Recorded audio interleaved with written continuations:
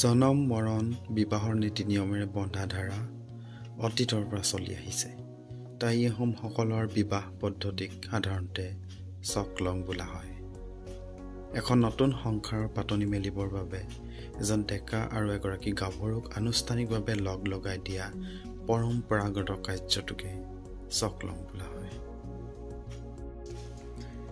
ঘাই বিয়াৰ দিনা আঠকোণীয়া টিভি বা মৰল এখন সাজি 5বিধ ৰঙেৰে সুশোভিত কৰি লোৱা হয়।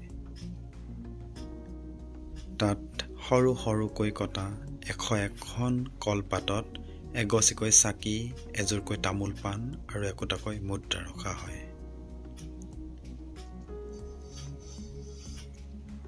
দৰা আহি বহাৰ লগে লগে চাকিবোৰ জ্বলাই দিয়া হয়।